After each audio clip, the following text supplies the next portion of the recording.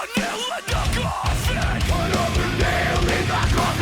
everybody, it's me, your friendly neighborhood Uncle Pete, and this is my series, Nails in the Coffin, where we learn that with great kills, there must also come great nails.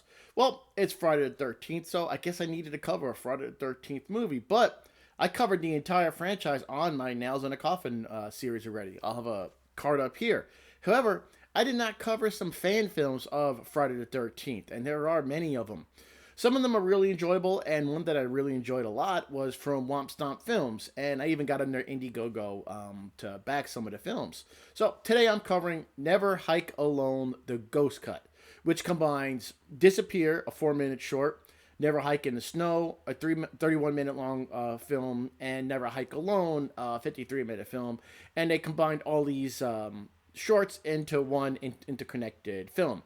The Jason in these fan films is commonly known as Ghost Jason, so that's probably what we're going to refer to him as. And this film does star Tom Matthews returning as Tommy Jarvis. So the entire movie is free to watch on YouTube, and I'll put a link down in the description for you to check out. Because if you're a fan of the Friday the 13th franchise, you definitely want to check this film out. I would like to ask if you consider hitting that subscribe button. It will really go far in keeping me motivated to put out what I hope is, entertaining content. I do release a brand new Nails in a Coffin episode out every single Friday. I haven't missed since I started my channel back in 2021. And if you have any questions, let me know in the comments down below. I do respond to everybody. I read every single comment, and I appreciate all the support anybody has given me. It really does mean a lot. Thanks to everybody.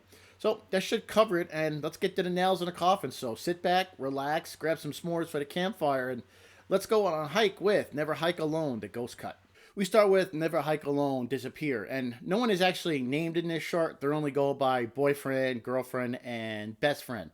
The movie opens up with boyfriend and girlfriend in the lake, and the water's about up to their waist, and they're throwing a frisbee back and forth. Ghost Jason is also in the lake watching these young adults having some summertime fun. But right after the boyfriend throws the frisbee, Ghost Jason rises out of the lake behind him and stabs him in the back with the sickle, killing him. First kill in the film, I'm going to give boyfriend one nail in the coffin. He had no peripheral vision or spatial awareness. Jason had almost jumped up out of the water, pulled his arm back with the sickle, and then buried it into the boyfriend's back. And he didn't even move or notice or anything that was going on. And when Jason was watching him and his girlfriend throw the frisbee back and forth, he must have had no peripheral vision to see somebody is in the water staring at you only a few feet away. He never even reacted. So it was really easy for Jason to kill boyfriend. He didn't put up a fight or any struggle, or he had no clue what was going on around him. He was clueless. So boyfriend gets one nail in the coffin. Girlfriend dies right after her boyfriend, and she never even saw what happened to boyfriend because she was catching the frisbee. She looks up, sees Jason, and he's slowly walking towards her in the lake. She screams. He grabs her and holds her head under the water, drowning her. Just like boyfriend here, girlfriend's going to get one nail in the coffin.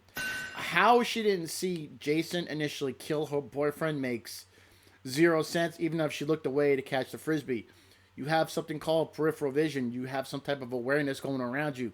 If there's somebody else there. She didn't see anything. And when she did look up and saw Jason standing in the lake, she just screamed. She never moved or tried anything. She just screamed as he slowly went to go grab her and hold her head. Didn't look like she struggled. She just stayed there, didn't do anything, didn't put up much of a fight at all. So she's going to get one nail in the coffin. Character only known as best friend was coming back down the shoreline with some beers in his hands. He finally looked up, saw Jason holding girlfriend's head under the water. He just stood there in shock for a moment, dropped the beers, to the floor, and then tried to run away. But Jason grabbed the sickle that was in boyfriend's back, threw it at best friend, killing him pretty easily. At least best friend tried to run away, but I'm still going to give him one nail in the coffin. There's not much else I can say about this death. He's just another one that must have been looking at his feet the entire time when he was walking back to the shoreline.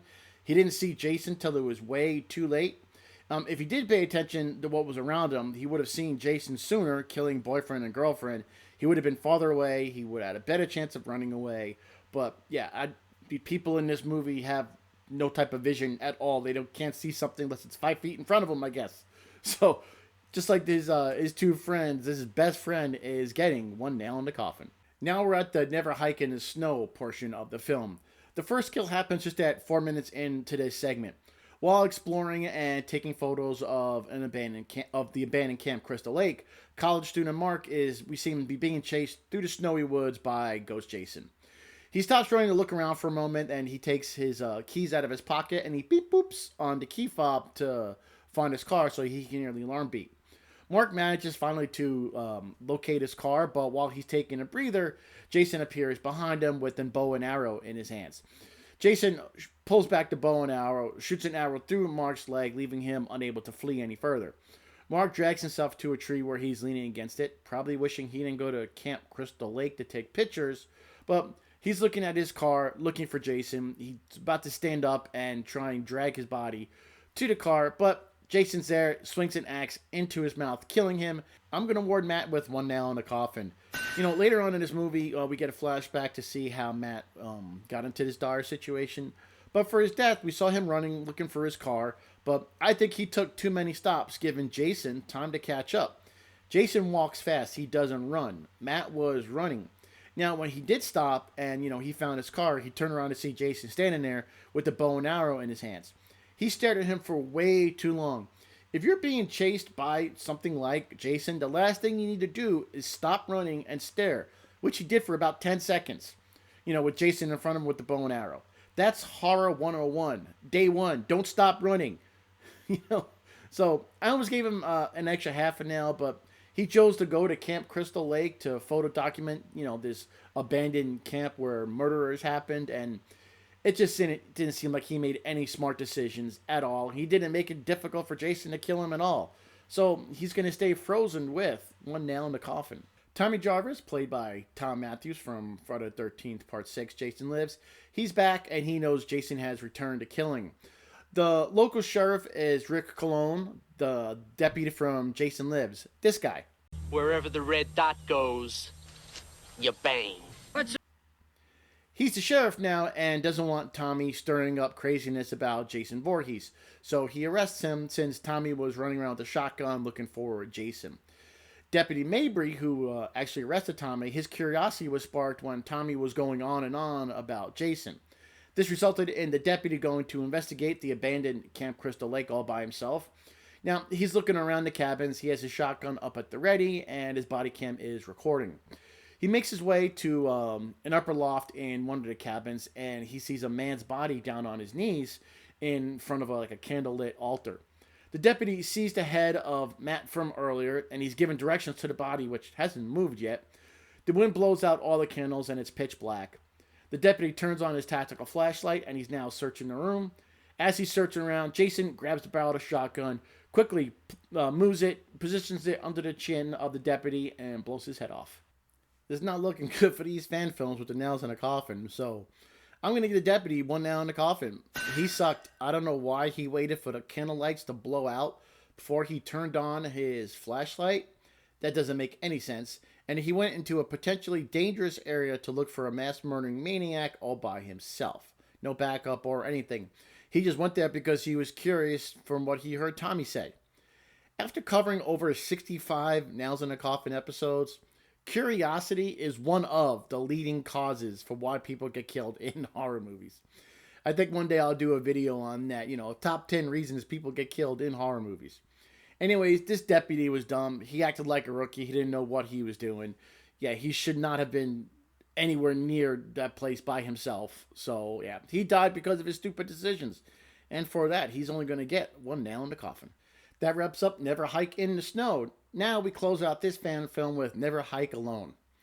Kyle, he's an adventurer. He's on this extreme hike, which kind of what he does for a living. He's an adventurer, and he posts his exploits online.